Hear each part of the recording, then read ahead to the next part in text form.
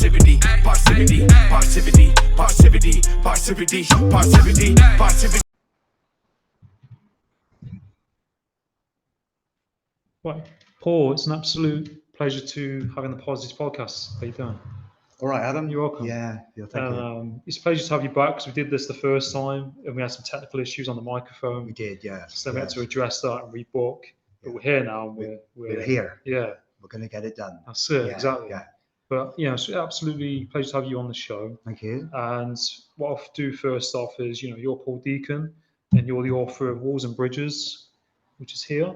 And basically you worked in St. Lawrence's Hospital, Bodmin Hospital, and Broadmoor. Yes. And you also worked in a hospital in Scotland. That's what I did, yes. Yeah, I did, yeah. Do you mind kind of introducing yourself? Yes, your history there and how long you was there? Good afternoon or good evening to everybody out there whoever's listening. I've spent about 41 years working in mental health now altogether because I did a lot of teaching at the end.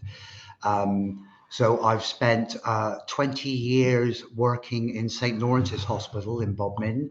And back then I was 18 years old and that hospital had 1,500 patients with 35 wards. Wow. With a lot of people, when you think of back then, 50 odd years, all sleeping in dormitories, no single rooms, en suites and all that. And then I spent 20 years there, and then I went up to Scotland just for some experience because everything's a bit different there. So the Mental Health Act and all the different things, the law's different. So I went there for 2 years, and it was a great experience, just, working with Scottish people and nursing Scottish patients, And then after that, that's it. I trickled back down to St. Lawrence's for a couple of years, but that's within the 20 years. Yeah. And I started to get that kind of feeling that I wanted to do a lot more over time. And eventually I applied to Broadmoor Hospital, which is a high secure hospital. So you have Broadmoor, you have Rampton, you have Ashworth, and Carstairs, which is in Scotland, and that's a new state hospital now. It's changed, and yes, it looks like a prison, but it is a hospital, and it's what you would say back then when I started. You're nursing the criminally insane, right? So it's forensic psychiatry. People have been sent there from the courts. Really? Yeah. So and then I went in. I did 10 years at Broadmoor Hospital, and then off I popped again to do some nurse training. Yeah. And got through that. And all those years' experience assisted me in going up the career ladder very quickly. So I was a nursing assistant, a senior nursing assistant, care assistant, student nurse, staff nurse, then senior staff nurse, then charge nurse, then ward manager of the intensive care unit, and then I went into teaching. Wow, which was brilliant. It's amazing. And I love your book and I love your story and everything that you've done and accomplished. And also I think like in the book you mentioned you didn't really think you was gonna go up the ranks, if that makes sense. Not like at all. People suggested it to you saying you should train and develop and do that. Yeah. Well, it's interesting, Adam, because I was a bit of a rebel, as it says, states in the book. Bit of a dark horse, not dark horse, black sheep, I would have thought, but I was just the one that went a bit all over the place. So I was hanging around with motorbike gangs and getting into all sorts of trouble. I got expelled from school, and then I just didn't have no qualifications. I had nothing. And I went to work in a shop. I just walking by the shop and I thought, there's no adverts. I just thought I'll go in and see if I can get a job. And I got it. And I was in working and I loved it. It was like a great big discount shop. Julian's Cash and Carry, it was called. And cutting the story down short, a chap came up and asked for me to get a radio down from up on the ladder from on the top shelf there. And I did that. And as I came down, almighty crash. And I was like, gosh, what's happening here? And this chap who wanted the radio had collapsed, bounced off the glass cabinet, and he was on the deck. And I was like, oh my gosh. So the family were there with him. And I thought, what do I do? So I called for help. And my manager was a retired charge nurse who worked in mental health. Yeah. And he came running down and did what he had to do. But then I found out after he'd actually died right out, you know, he was just gone. But it played on my mind. And my manager could see that. And over weeks, he kept saying, you know, Paul, so that's really bothering you. So we started talking about nursing, and he was telling me about his career. And he said, you're the next one to go up and apply for nursing. And I thought he meant general. And I said, no, I'm not up to that. What? Washing this and washing that, and no, that's not my cup of tea, like, you know. No, mental health. And before I knew it, I'd applied to St. Lawrence's, got the job as a nursing assistant, and never looked back. Never looked back. I grew up overnight on the first week, really. And I was chomping on the bit, such to say, in trying to get some qualifications together, which came later on down the road. What I love is, you know, you had that experience in work, and from that, dealing with that and helping, you know, to sort that situation out and how you dealt with it. Obviously, was like a, you know, like a step forward, wasn't it, into that world? That's and right. Your manager saw that in you and how you dealt with that. And what was it like, you know, when, because in the book you talk about your father was in that industry. He was, and yes, you know, your family didn't really think you would go into anything like that. Yes. Yeah, what was it like when you, because you just talk about being at the dinner table and then that's right, bringing it up. What was that like? It was. I'll never forget it. So it was common knowledge around the town and in my family that I was a bit of a handful, and I did all this without saying anything to the family. Yeah, I wasn't intentionally following my father's footsteps in mental health, because even myself back then, that was the last thing I thought I'd be doing. So I was really nervous about bringing this up, because by this time I'd been accepted or appointed to this position. And my father worked at St. Lawrence's, and he was high up in St. Lawrence's in the ranking. And we were all sitting there. We used to have Sunday lunch together, sit around the table. That's what happened in the old days. You know, we used to all sit around and, you know, discuss what was happening in the week, etc. And they would be scanning the paper to see if I was in it. I thought, when is the best time to say, I've got to tell them, because pretty soon I'm going to be in a uniform. Yeah. And they're going to be going, well, what's going on here, you know? So I started to bite the bullet, and I thought, right, here we go. Let's wait until there's a nice little break here, and then I'll introduce them to my new chapter. Yeah. And everybody's eating away, and I said, oh, I've got something to say, to be honest with you. And I think my sister said, you always have. I said, I've applied for a nursing assistant's post at St. Lawrence's, and I've been accepted. Wow. This is my brother. My dad, potato dropped out of his mouth. Who else was it? I think probably my sister. She splurted out gravy. Yeah. It was like, and I thought, I knew this. No, I missed a bit out. When I did inform them, I dropped a napkin on the floor and started like that. Yeah. And it was just silent. Oh my God. It was awful. They were just like, and you know, I went into the first ward. No, I went a couple of days before, and I walked around. It's a huge site back then. Big hospital, like class as an asylum way back. Really? Yes, big wall. There was a wall built around St. Lawrence's. And I just walked around. Nobody really knew me. You could walk in, you could be visiting somebody. Okay. And it was a community in its own. You could see patients wandering around. And I was just absolutely gobsmacked, because if you're not in, if you have nothing to do with St. Lawrence's, or you're not visiting anybody there, or you wouldn't go in there. You wouldn't walk in. The entrance is open, but you wouldn't just walk in. And here I was walking around to where I was going to work, and I couldn't believe it. They had a social club, occupational therapy, where, all these different things are made. People were learning a profession in there. There was an education centre, everything, buses to take patients out. Amazing. It was a community in itself. And I felt proud.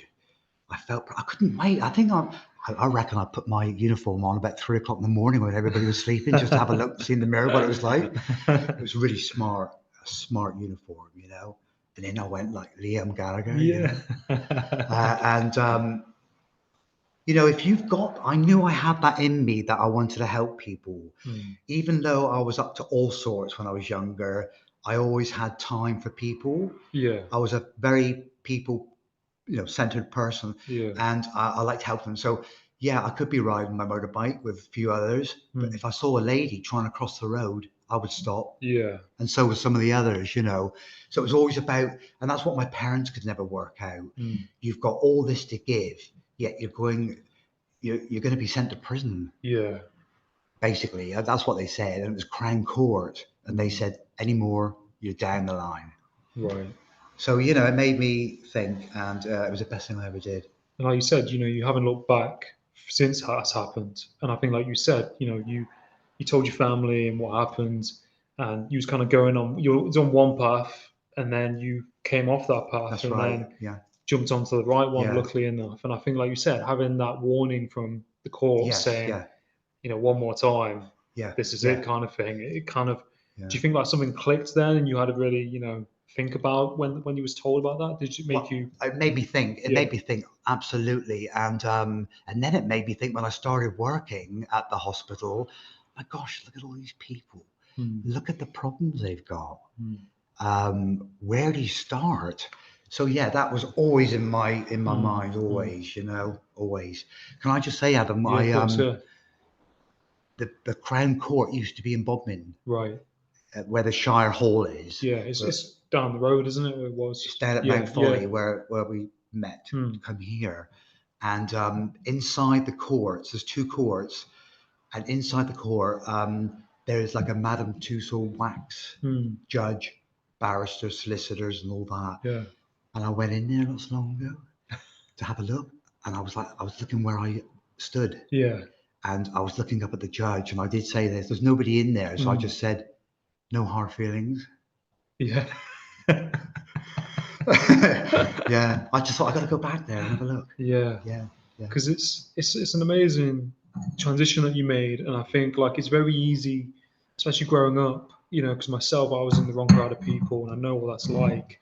And you can very easily at the time, I think you're not aware of it, and you're just going through the motions, and you're doing stupid stuff and trying to find your way in life. And I think it's really good you made that shift and transition into doing something worthwhile and helping other people. Yes. And like, I'll kind of start off like with the St. Lawrence's. So like, what was it like on your first shift going in there? Like, did you have anything? Kind of, what was going through your mind on your first day in St. Lawrence's? What to expect, to be honest with you. Yeah, because I mean, there's a lot of processes and systems put in place. And, back then, 20 to 30 people, when I was they put me on an admission ward. So that was my first ward, and everybody that was admitted to St. Lawrence's came there first. Right. So you have people with schizophrenia, you have people with depression, bipolar affective disorder, OCD, and everybody's under one roof. That's a bit I couldn't understand. My thoughts were that you had everybody with that illness or diagnosis on one ward, but it wasn't like that at all. So it was pretty eerie. It was a little bit wow, but I think being the Jack the Lad before, You know, it gave me a bit of, you know, I didn't get training until down the road, you know, your mandatory training and all that.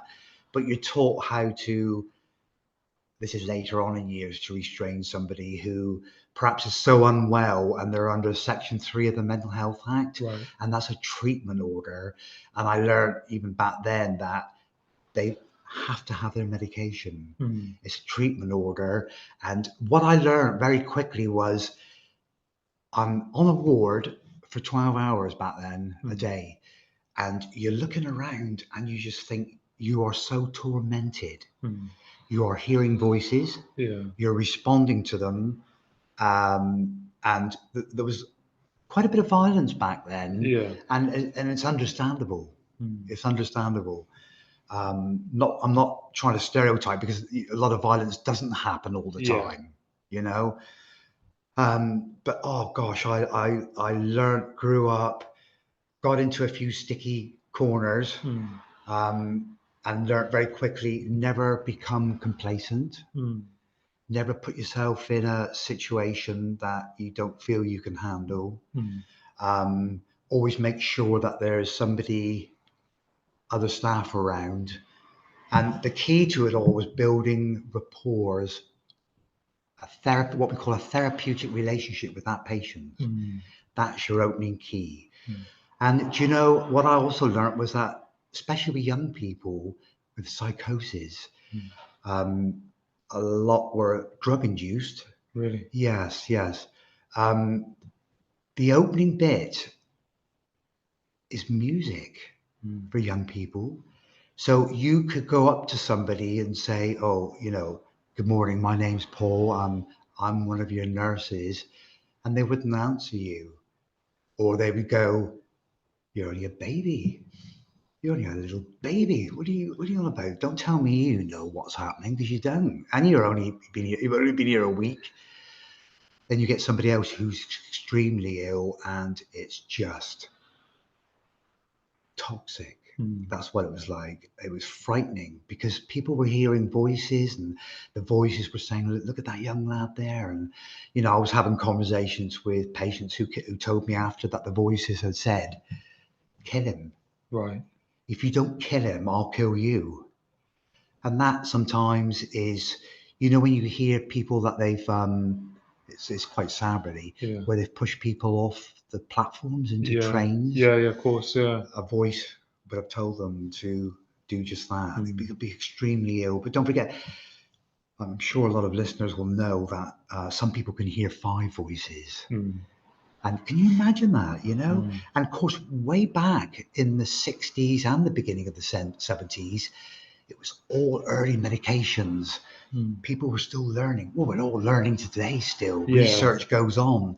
But the medication is a lot better than what it was back then. The side effects, some of them were horrific. You know, it really was bad. But, you know, medication isn't everything. But when somebody's hearing voices or whatever that problem may be, a medication dampens it down, and it just pushes things to the background where you can work with that patient. Now we've got talking therapies, psychologists, all that input. Nurses are trained. You know, we're trained cognitive behavioral therapists. We've done all our modules and that. Nobody wants violence. We want people to get better, build a therapeutic relationship, find out what patients' interests are on the ward. The biggest bone of contention is nothing happening on wards. And we won 2 national awards for the intensive care unit when I was running it. We introduced all these different standards. We introduced film nights, bingo, swimming. We've got a gym on the ward, a multi-gym. So we injected all this money. And what's really interesting, Adam, is a lot of the time, the senior staff will say to me, I say to them, can we get a projector and a screen? We haven't got the money, Paul. We haven't got the budget for that. You know, and next minute they'd come in, they'd see staff in a room from each ward. And there we are, we've got a training session. So I used to bring on other professionals, Nice. and they would take me to one side and go, I thought we told you not to spend any money, that we haven't got it in the budget. I said, I didn't spend a penny. I went out and got it myself. Nice. Not that I paid for it. I got out and I went out and said, we're the only intensive care unit in Cornwall. How can you help us? How can you help the patients? Multi-gym, education for the staff, education for the patients, all of it. So I was never fazed by, you can't have, we will, because we're going to do it. Yeah. You've got to be forward thinking. So we got all these standards in place, won those 2 awards, and that was fabulous. Nice. That was a whole team effort to get that, you know. Yeah, that's awesome. And like you said, it's all these cogs working in the background to, you know, get those things working. Yeah, And if yeah. you, like you say, you don't put your foot forward and ask or go in those places, Yeah. you know, it's not going to happen. No. And I think, you know, what we said last time was, you know, the media paints like a certain picture sometimes on, you know, mental health hospitals, mental health, and people don't always see these little things and glints that you just mentioned. And I think it's really good that, you know, you went out your way to do that. Yeah. And, you know, as you said, it's not just the medication and the talk therapies, it's getting that rapport of the patients and all these other little things, you know, music, film, bingo, that, you know, it stops them from being dehumanized, doesn't it, really? It's, you know, it's taking care of, you know, their needs and treating them like a person, which you know, everyone deserves, especially in a place where they're like that. And you know, you mentioned like the training. Like, what was the training like? What was the training like? The training was fantastic. You know, what you got to remember is when I did my nurse training, I'd had already 20 years experience. So the first year it was like, we went over a lot of things because it's your basic foundation of nursing.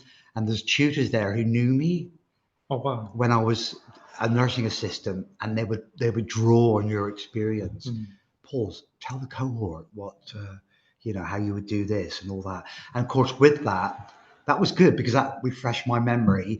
But then I had students coming up saying, Paul, can you give me a hand with my assignment? Paul, can you, if this happens, you know. But it's about helping everybody, like, you know. What was the question? So the training, like the training. So like training, you know, So I did my 3 years training, and I got a diploma. Nice. And then built the degree on top of that. And then got then I went out and did a diploma in leadership. Nice. That's when I contacted Richard Branson to see if he would take me on as a mentor. God love him, he wrote back as well. And then I did 3 or 4 modules with CBT. Yeah, of course. And then all the attachments. I did a clinical leadership program for 2 years. Nice. So I did my diploma in teaching. It just went on. And that's not all the other training you get. So if you get somebody who will come down and do a 2-day workshop, and that might be on their updates, refreshers, you know. But the key was, I used to get all the professionals from out of Cornwall as well. And the networking is amazing because they would do it and not charge. It's like, you know, look, can't you help us here? Because, you know, this could be us. And they would come down and do sessions for us. It's amazing. Fascinating. I'd even sit in on those. I would get my deputy to run the ward. We shared it out. You know, Because you also met, I'll try and find it quick on the book. You also met Frank Bruno. I did meet Frank Bruno. Let me try and find the photograph. So I don't know if the camera's gonna.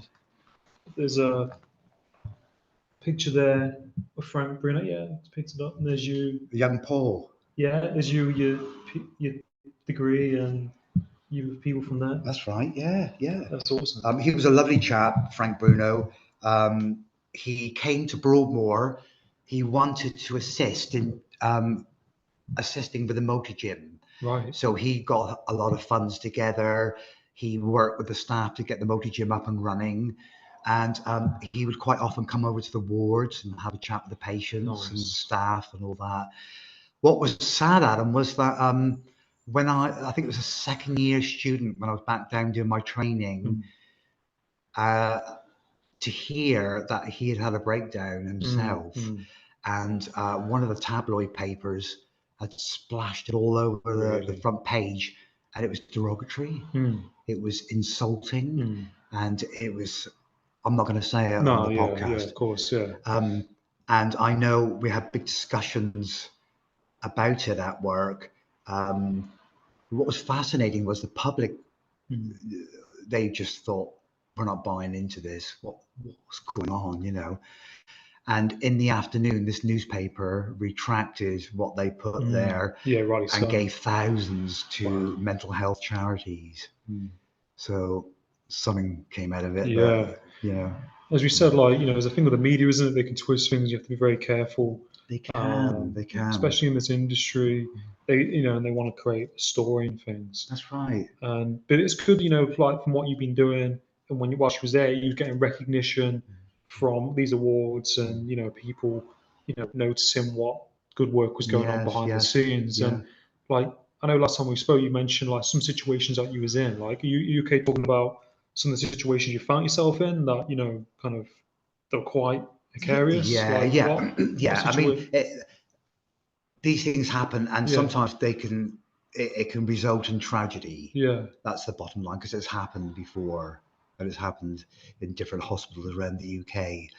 But when I was at St Lawrence's my first week, the charge nurse said, "Can you just keep an eye on that chap? He's only just been admitted, and just go up and check him. He's up in the toilets there." And I said, "Yeah, no problem," because we used to wear white coats back then, you know. And if you went out, you take your white coat off and put your top uniform jacket on. So I went up to check him, and I went around the corner, and he grabbed me by the neck, the collar and all that.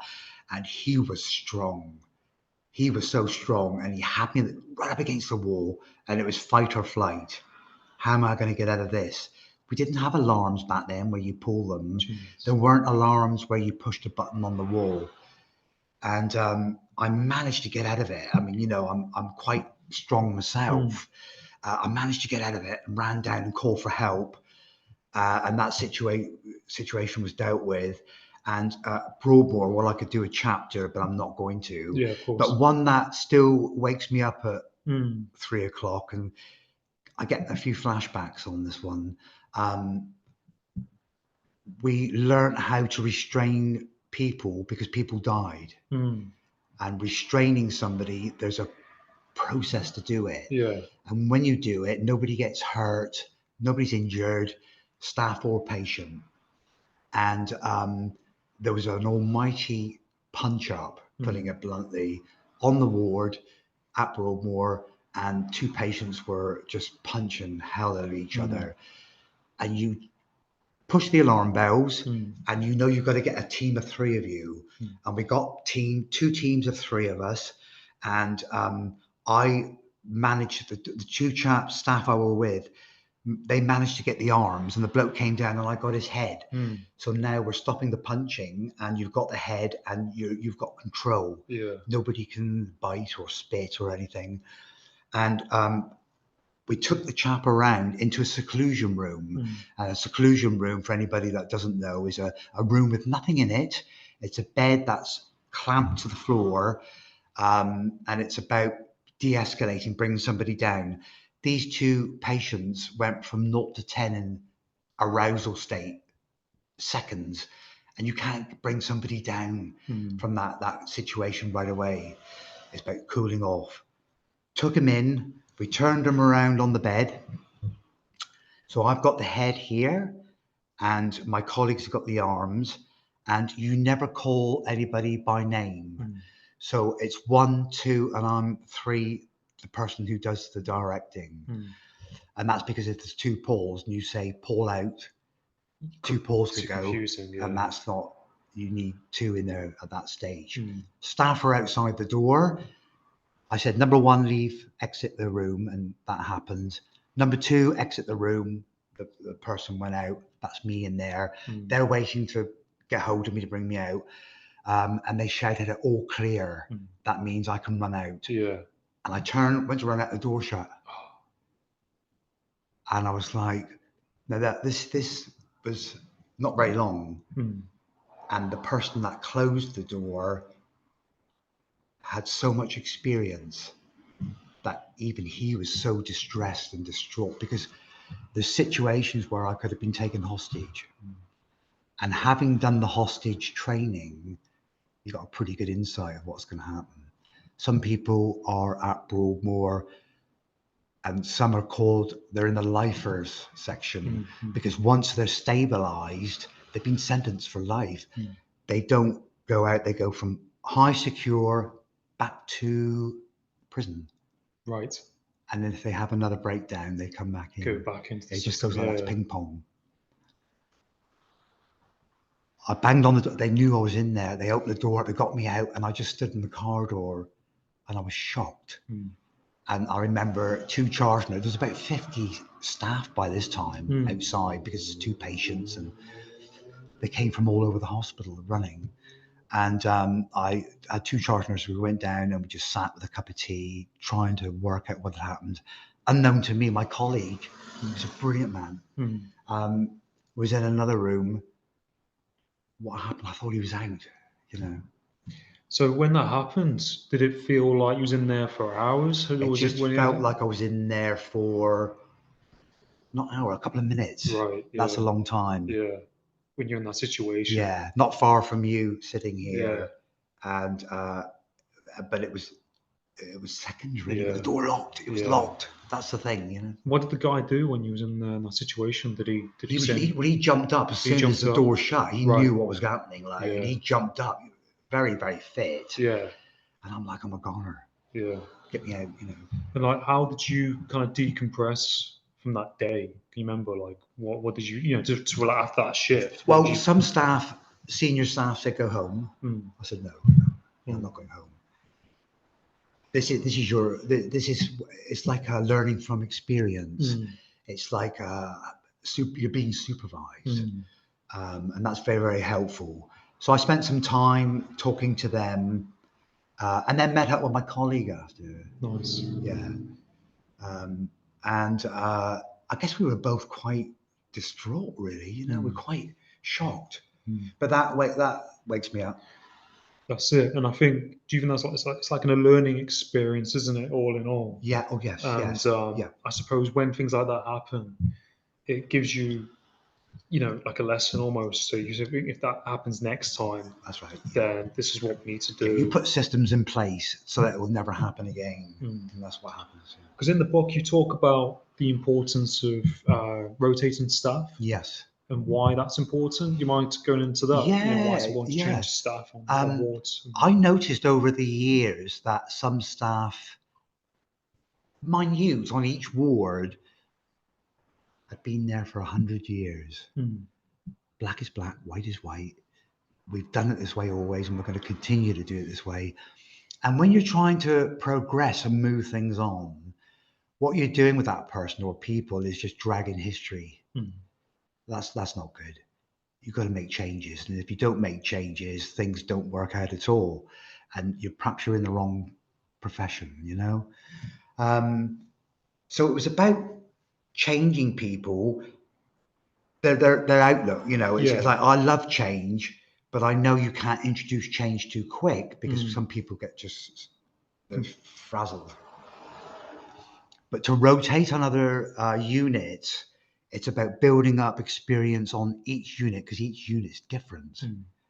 So when I was working on intensive care, when they were ready to go back down, they would step back down into another ward gradually, and because they're still unwell, but they don't warrant to be in intensive care, and bring them right down to the system, back out into the community. And I'll give you an example.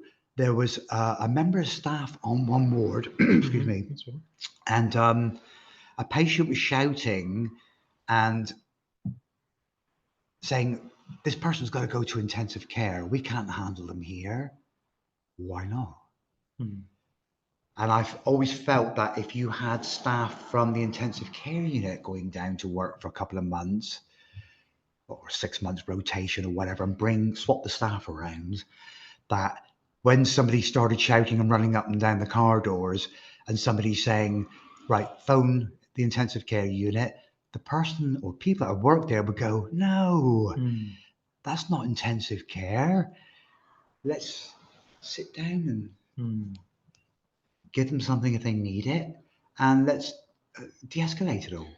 And do you think as well, the staff being rotated on different wards helps them as well to, not just get, say, complacent or just used to that ward, to then gain more experience and have different insights. It helps them in their progression as well. Yeah, there's a few that have said, I've been put down here for punishment.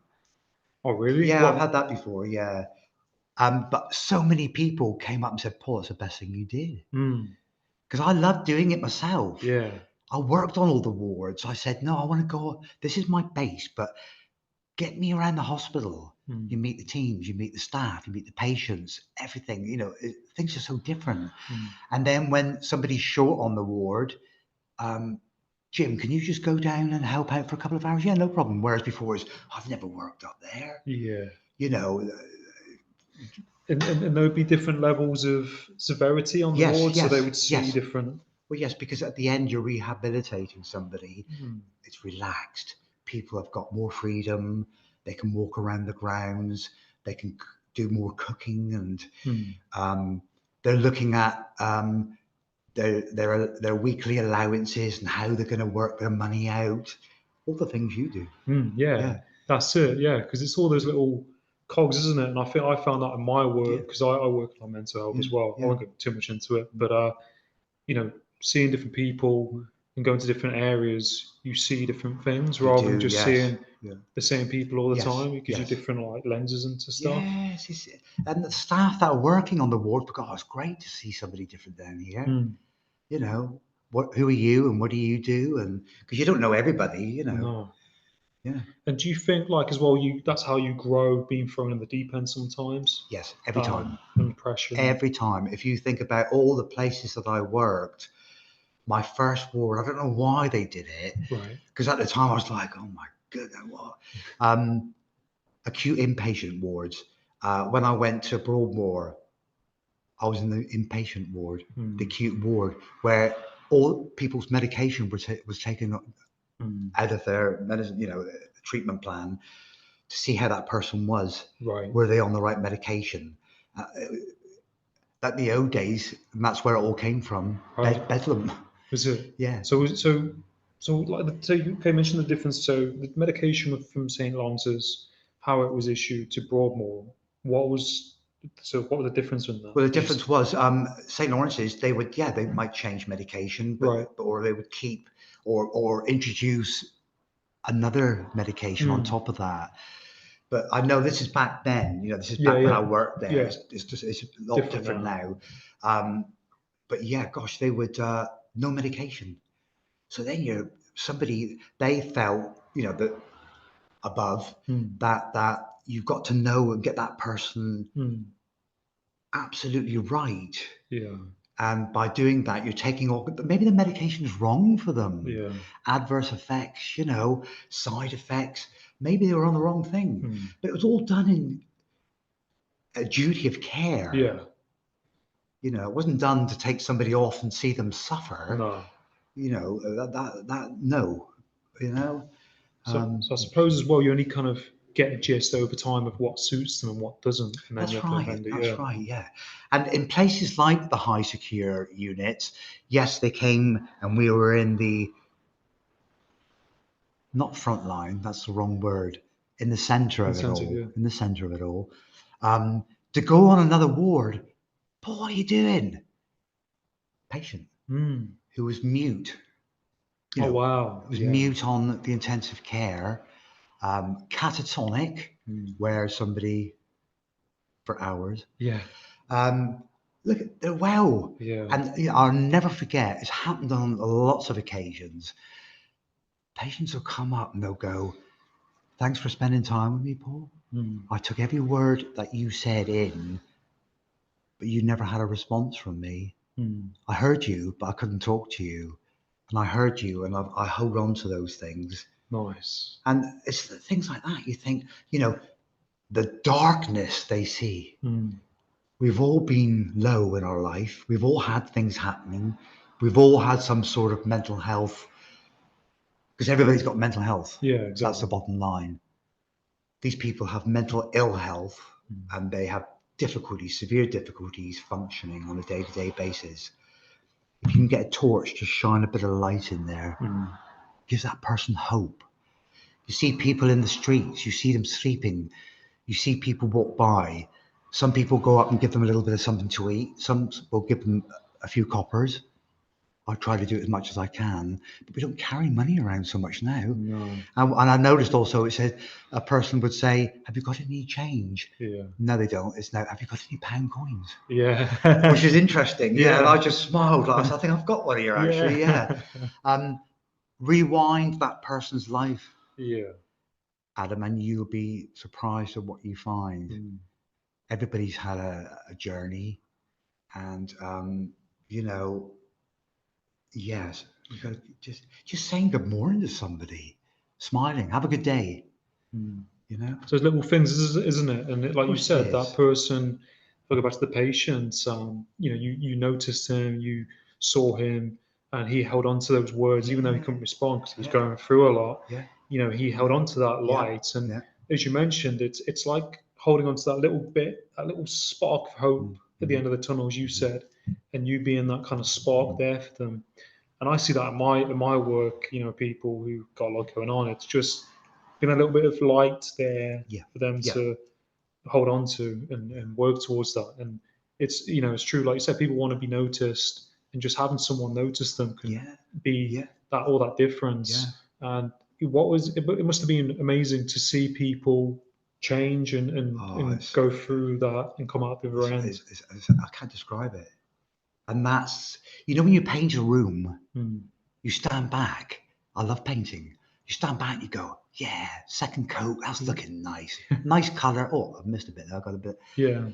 When you're nursing in mental health, you see very little at the moment, you know, because you think broken arm, you can see that. Yeah. You know, or they've got cuts or whatever. It's getting inside somebody's head. It's trying to figure out what they're thinking and what the voices are saying and their delusions, and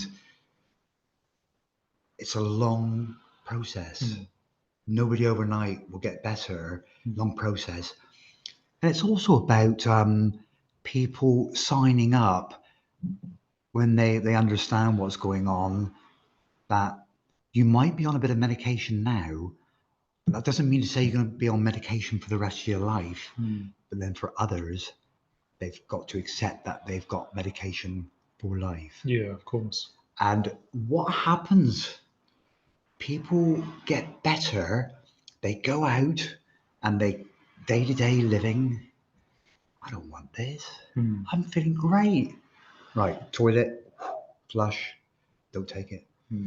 And that's where they brought the depot injection. Right. So somebody has a depot, it's a drop-off. Okay. So they're given intramuscular injection. Okay. And that will keep them. They've had their medication for a good month. In one dose, that will sort them for a month. Yeah. Do they still do that? Yeah, they do. Yeah. Oh Yeah. Oh yeah, people want it. Right. Yeah. You see, some people have got the insight, a lot of people, that they don't want those triggers. They don't want those triggers. And those triggers might be shaking their head, clicking their fingers, smelling something, seeing something. I'm not well here. But other people would just go on and on with it. Right. Until whatever happens. Whatever happens, yeah. It's fascinating, isn't it? You know, when you think about, you know, the complexities that are in people, you know, how people we're all complex. Yes, yes. And like you said, one medication might not sort someone. That medication might not agree with that person, but it might agree with someone else. Yeah.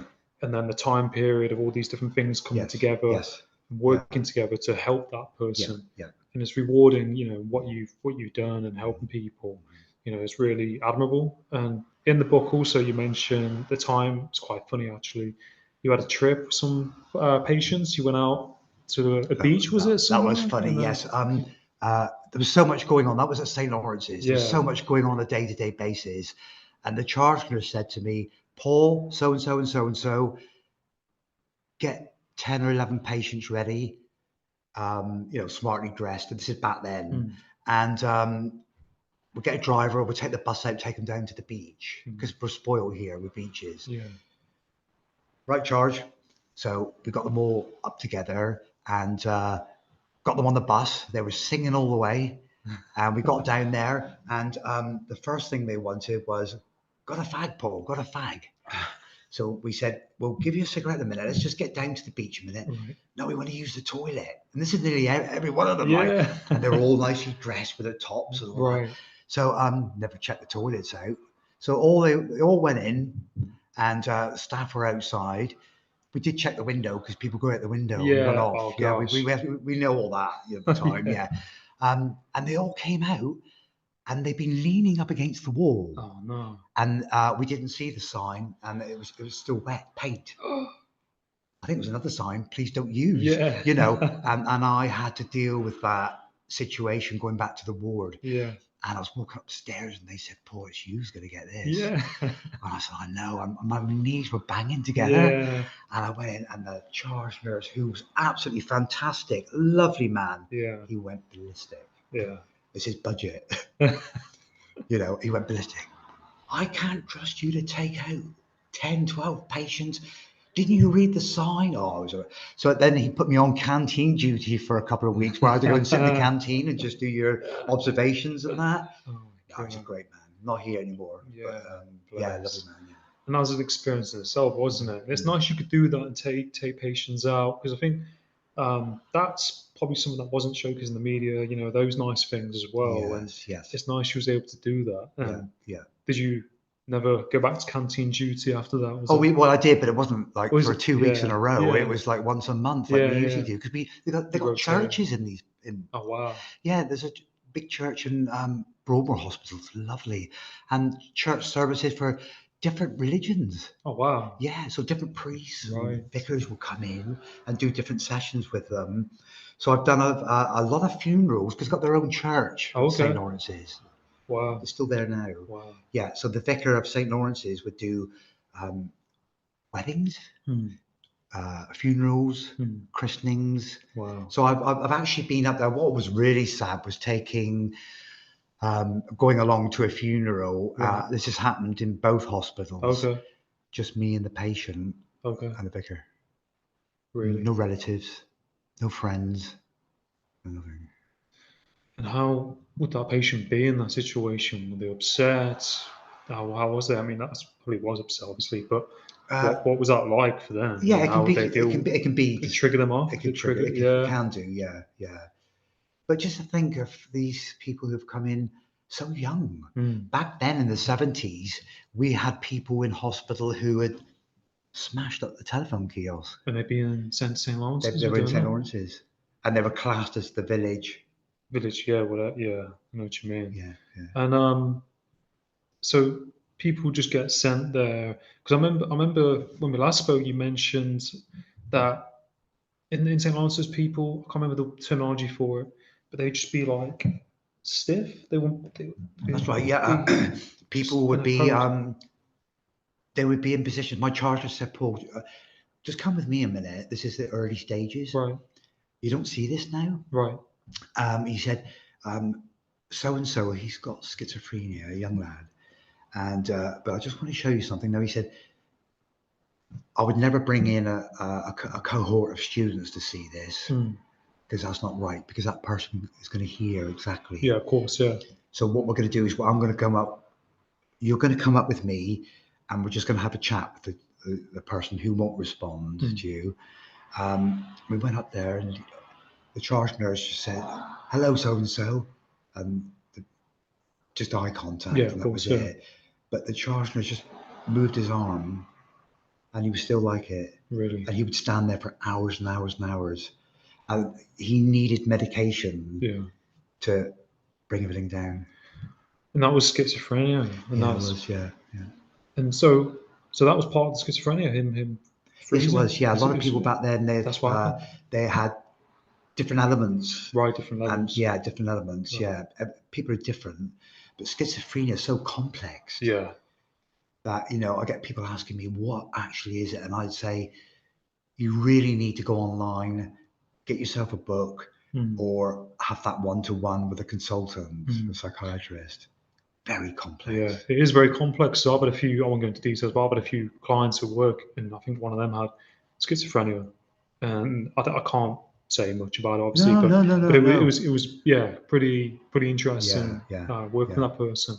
So what I'll do is, so you was in Broadmoor for 10 years. 10 years. Yeah. And then after that, where did you go next from After there? that, I did my training Training. because I was only certain qualified at level at Broadmoor and all that. So I had all my trainings, nursing training, but not under a body like, you know, the RCN and all that. And then after that, I just went and applied for all these different posts within the hospital. And I think I was a year in each post. Yeah. And because when I qualified, I thought, oh, look, you know, I haven't wasted this. I've got all these skills, really, you know. But a bit of me was going, but if I was qualified, I'd have more of a voice. If I was qualified, I'd get promotion. You know, I could be going up, I could make more changes. And about 12 months in each post. And it was like, look at him again. Yeah. But you know, Adam, the one thing I never, ever forgot, and I've written about this, all the people through my mental health training and my experiences as working as a nurse, unregistered and registered, what they gave me, I gave back to other people, patients and staff. And I think I've tutored, mentored about 20 people who were saying the same thing as me. I can't do this. I'm slightly dyslexic. I can't even write a paragraph. Write a book.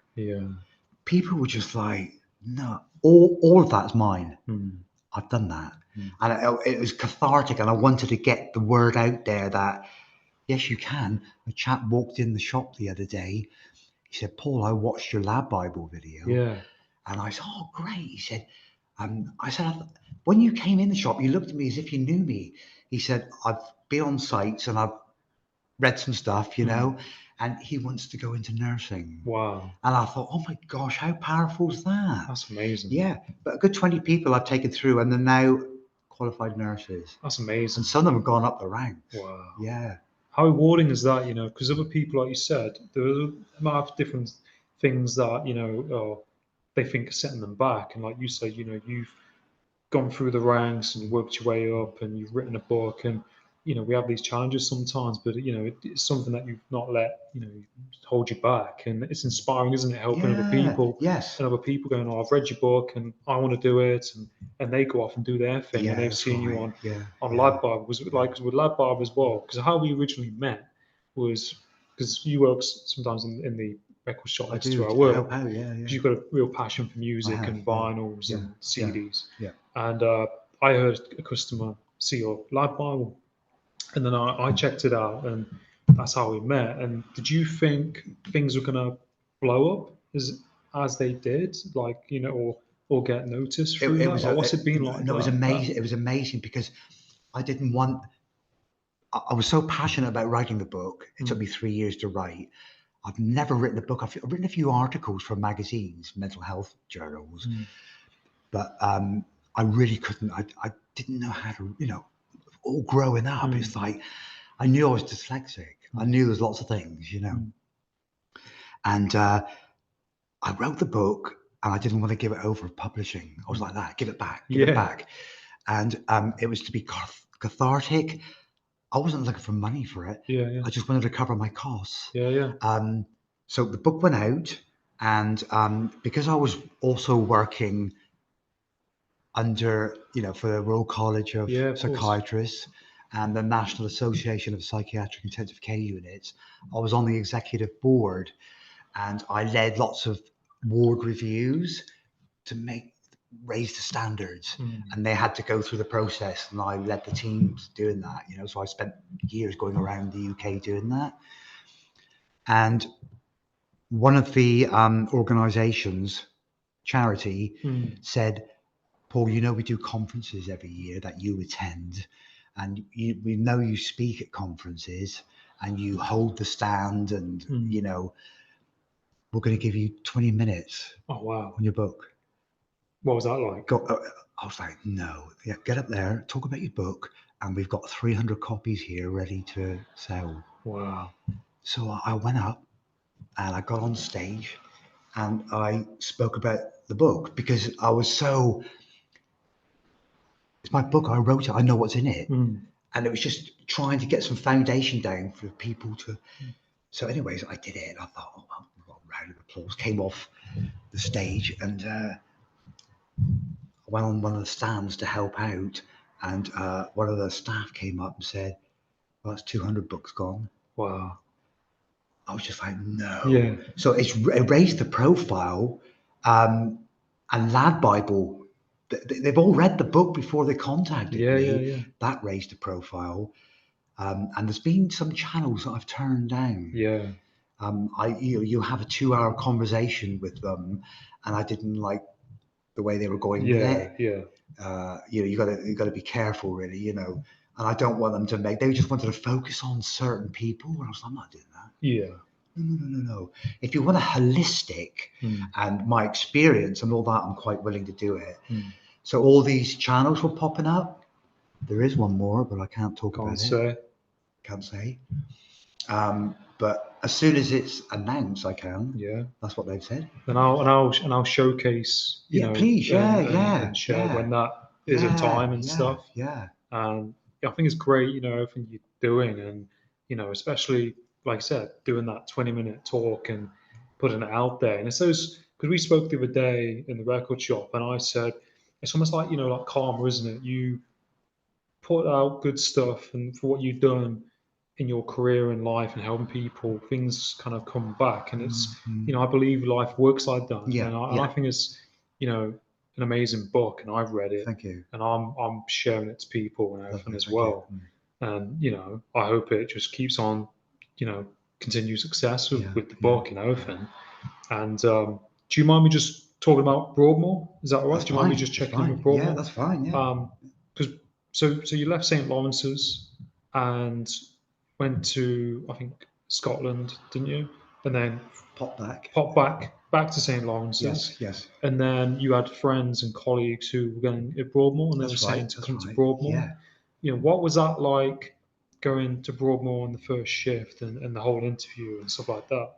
Well, I also, on the ward, we had 3 or 4 patients from Broadmoor at St. Lawrence's. They had trickled down through the system over years and years. And I used to talk to them about it. I used to say, what was your experience like at Broadmoor? And they would tell you, and take you through the day-to-day stuff. Like you say, staff were there as well. And the more I was listening, the more I thought, crikey, Broadmoor, you can't go any further than that.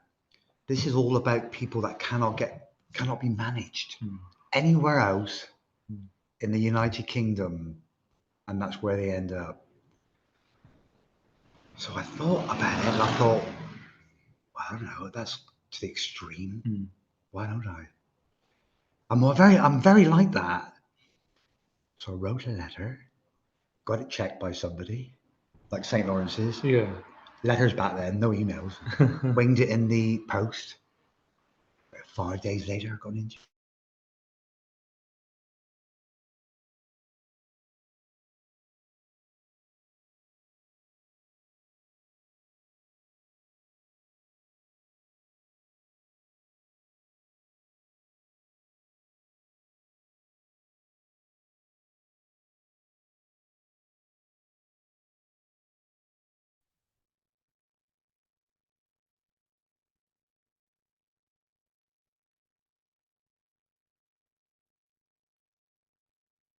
So I just said disconnect, so we're back onto the meeting.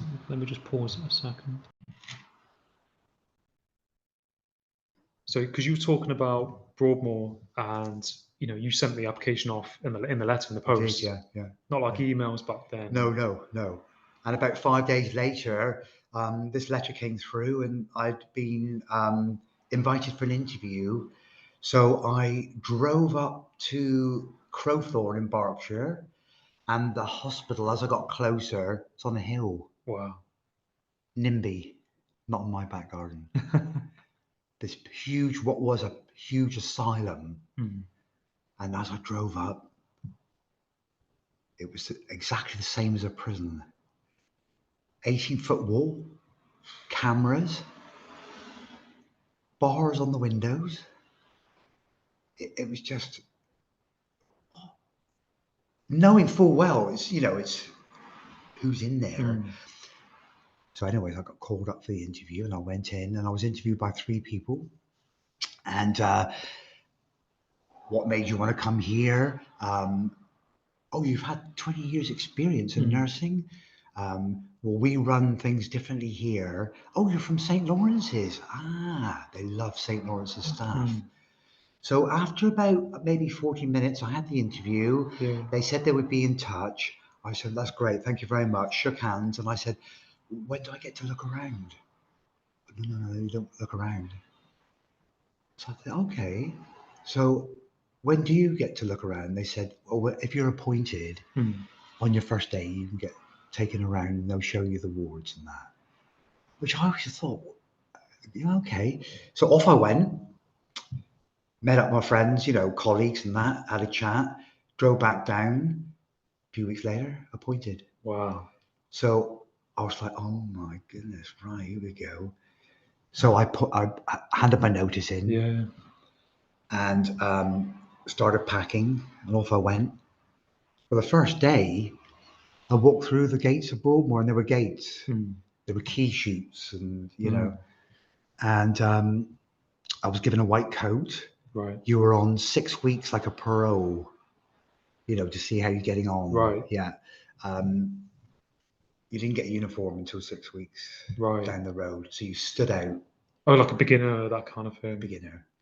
But knowing quite a few people from St. Lawrence's, and that they had colleagues, and Yeah, so you know, it wasn't as if you were just completely on your own, like, you know. And I was taken to all the wards and introduced, not all of them, not all of them, etc. And I thought, Paul, this is nursing and security running parallel. Learn. This is going to be a real journey. And I did my 6 weeks floating on different wards, and then I was put on the admission ward. And upstairs was the next ward where it was all younger persons, the personality disordered. And upstairs on the 3rd level was what they called back then the lifers. Right. Okay. So now I was up and down all 3, working a week here, a week there. And then when I did all that, I ended up in the middle. Sorry. Right, it's just back now. I should have got it. But so he was in up and down the meetings. So I would go up and down the wards. But what was good, I was meeting the staff, the patients, and everything. And you know, when I got there, I was taken down to look at a room, and some of the patients were calling it cells. Right. Well, it looked like a cell. Yeah. All that was in there was a bed, a blanket, a urine bottle, slopping out in the mornings, bars on the window. It looked like a cell. Yeah. And no wonder patients from prison were calling it a cell, because it was so different. It's just the whole layout of it, isn't it? Completely different to what you was previously. Gosh, yeah. It was really going back, you know. Patients got ready in the corridor. Patients were locked up by night from 7 o'clock to 6 o'clock in the morning. Jeez. 3 staff outside the room to bring them out. Some people had work areas, some didn't, so they stayed on the units, and then they wondered why there was so much violence. Right. Now, take all that and then look at, not only did they build 3, 4, 5 wards while I was there in Broadmoor, within the wall. Jeez. And we were one of the first to go to those new buildings. Wow. Which they had their own en suites. They had more going on, more activities. The wards were lighter. Still watching your security. Yeah. Everything's the same there. What if I told you that I was back there about 1.5 years ago, and I was there. We moved into it, and I watched it all being bulldozed down. The lot, because they built the new hospital right beside it. Okay. Yeah. And I've been to the new hospital a few times. What's it like? Amazing. Do you think it's a lot better than Is it still got bars and stuff? No, it's completely different. You've got it's trying to get people to, you know, function in a society. Yeah. So they've got their own shop, and it's just new. It's open space. In seclusion rooms, they've got televisions. Nice. Behind Perspex. Yeah. You know, it's just so different. And I think it must affect the patients, how they feel, how they see things, how they see themselves. Because if they're in a cell, so to speak, or a room, it's going to feel like that room is going to feel like a cell if you start putting bars on it. Then you start feeling like you're a prisoner, and it probably is not going to help. You know, having bars outside a window. But mind you, when patients are walking escorted in the hospital, they see an 18-foot wall. Yeah, Two. It's not like you can get out unless you have a step ladder. And because you mentioned like on Lab Bar, you mentioned like you had the craze in there. One of them. Yeah. Which one was it? And what was that like? Did you work closely with him? Ronnie Cray, what was that I mean, like? this is not breaking confidentiality because everybody knows that he was there. Yeah. I worked on the wards upstairs where he was, right, and the new building where he was. You know, it's like this. I'm not going to talk too much about it, but I'm just going to say this. When on my first couple of days there, when I was up on the top ward in Somerset House,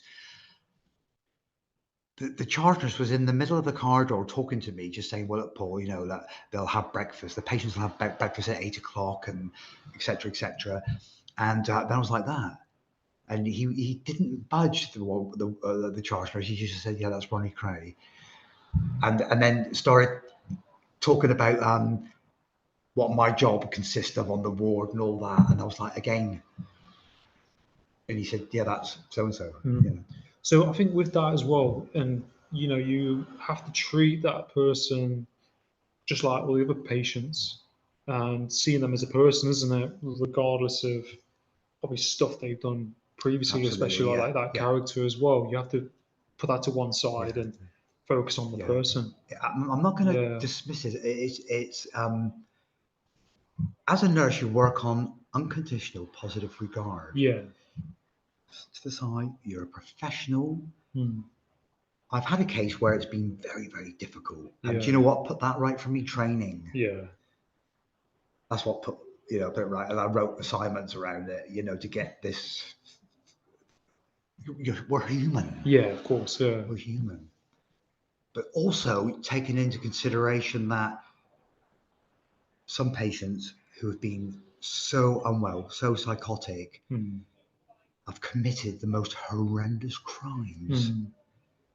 And they're faced with that when they're stabilized. Yeah, of course. Yeah. They're faced with that for the rest of their lives. The patient who wiped the whole family out because the whole family were going to wipe him out. He was so unwell. His biggest dread was when he passed, when he was going to pass, he would meet his family. Yeah. Because I remember you mentioning that in your book. You mentioned it previously.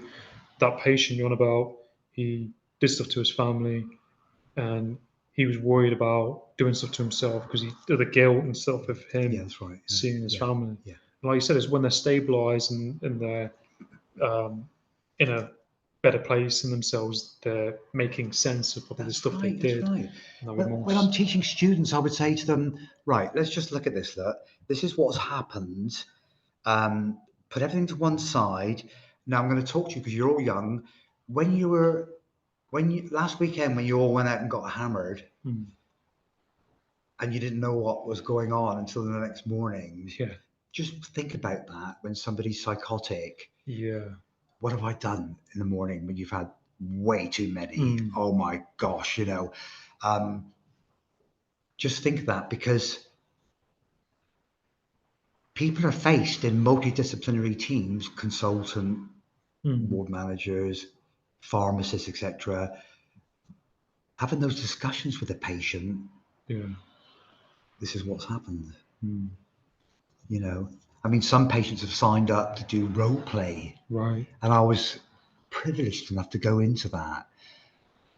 Amazing. It took something. They had to sign the forms, go in there and role play in front of top psychologists. These are patients who are doing that? Patients. Patients are doing that? Yeah. They're index offense. Right.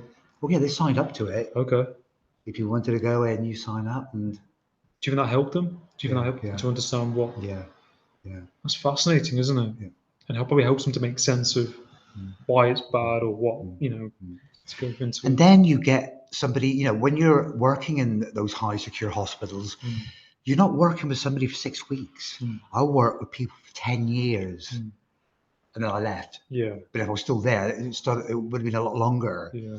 And I worked with this person who just walked off their work area and committed a crime. He went unnoticed, his psychosis. And he ended up with this young lad, had everything going for him.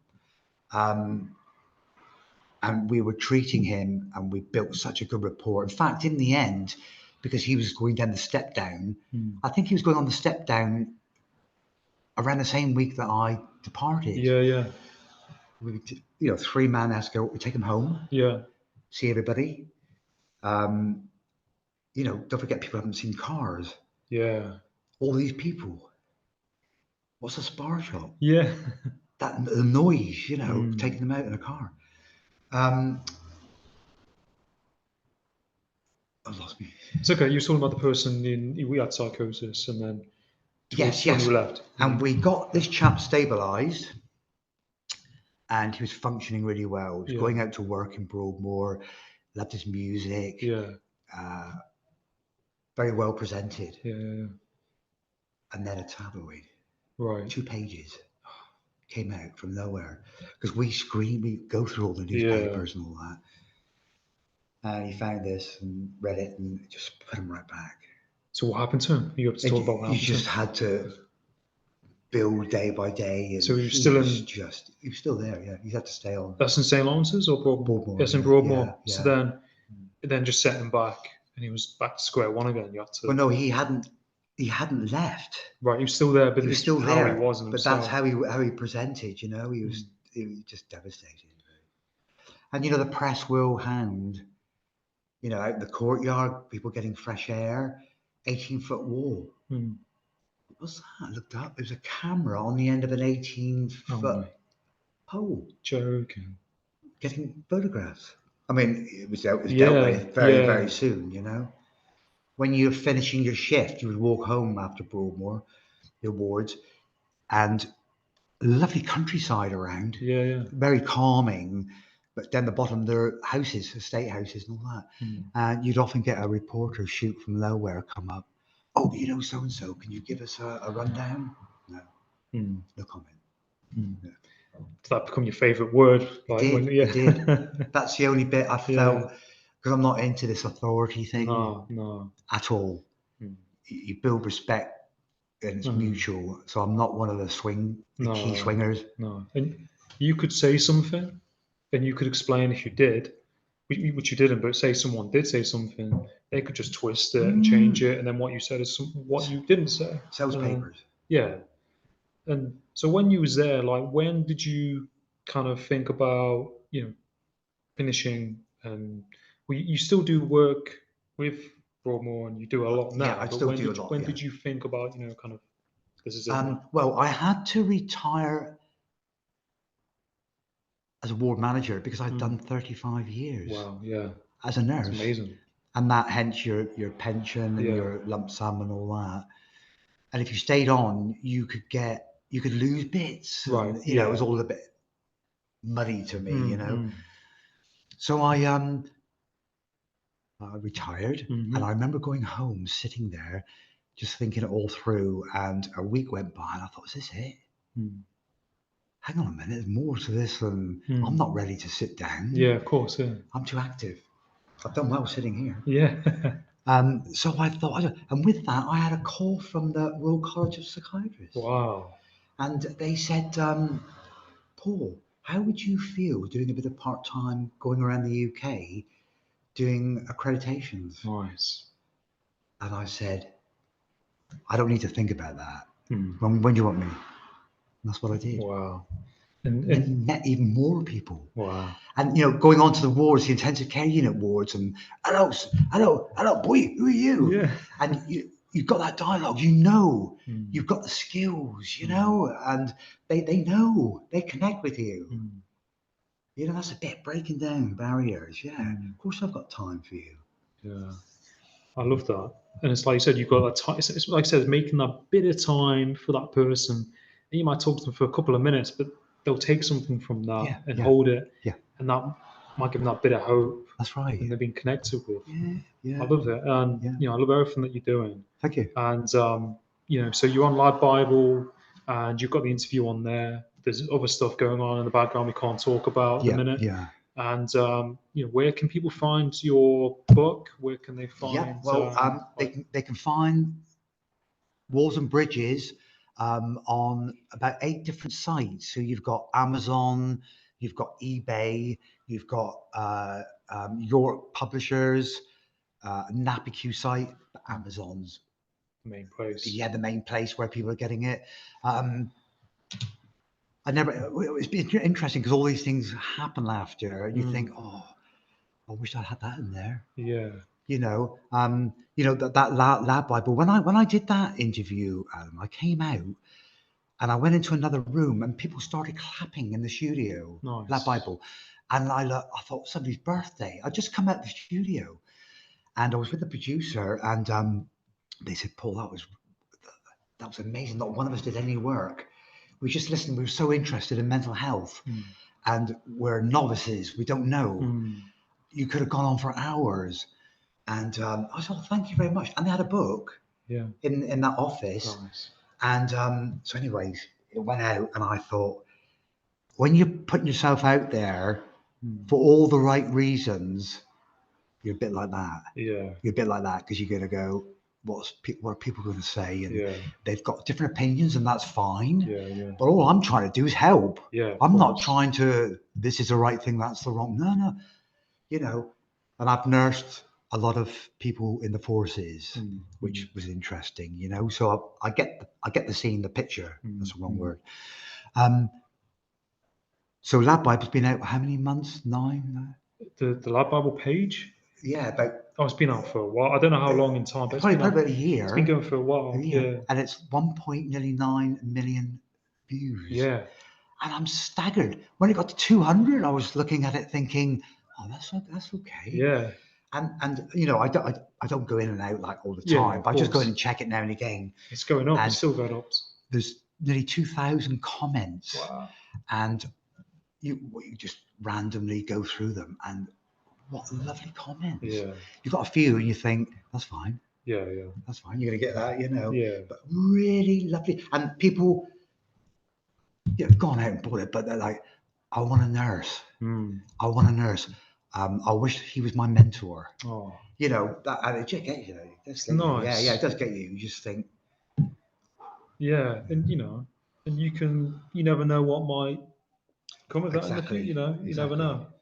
And I think it's lovely, what you're doing. It's nice that you've got that feedback, and it's nice, people at Live Bible respected what you said, and they appreciated what you do, and many other people appreciate what you do. That's right. And it's inspiring other people to look into it, have you as a mentor, and to venture into that world and understand mental health more. And I think it's incredible. I think it's incredible what you've done. Brilliant, thank you. And I'm really grateful to, be your friend, be able to do this. And brilliant. Yeah, I've really enjoyed it. Continue success and everything. And I'll share all the links, and I'll put everything in the podcast. And I'll send you this link as well for this. What I'd like to do before we wrap up, I'll just grab a present for you. Oh, right. I'll mute it for 1 second, just so I don't know sort the mic.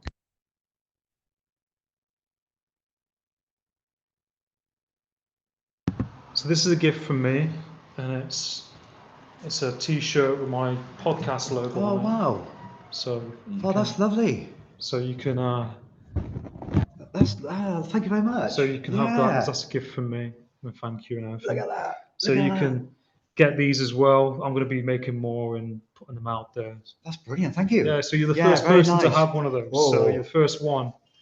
That's brilliant. I have to say, it's been lovely sharing experiences for everybody out there, and it's wonderful. Knowledge is powerful. Share it. Definitely. That's what it's all about. Definitely. One more before I go. Yeah, of course. Yeah. 6 young lads who had mental ill health, as a student, I started up a little group. Yeah. They were all from around roughly the same area. Yeah. And I got them all together and got another nurse on board. And we used to rent a little hall in this town, get these 6 people together. They were up for it. Yeah. And they used to talk about how they're coping, their mental health issues, etc. Yeah. And one of the chaps said, I'll just call him Billy. Yeah. Billy, I didn't know you heard voices. Yes, he said, so do I. And what we got from there was this little network group. Oh, wow. Yeah. And 2 of them are still remain friends. Still doing it? Yeah. That group continued. That's They nice. go to the cinemas and out, all the things they never used to do. That's lovely. That's a positive. That's what it's all about, Yeah. exactly. But, I wish you all the best, Thank Paul. you. Thank you very much. Thank you for having me on. You're welcome. And, go check out the book. It's on Amazon. It's on all other websites, and I'll put them in the link. And check out the Lab Bible, and stay tuned for more coming from Paul. Yeah, thank you. All the best. Take care, everybody. Take care. Take care. Thank you for everything. Thank you. Here's where I stop.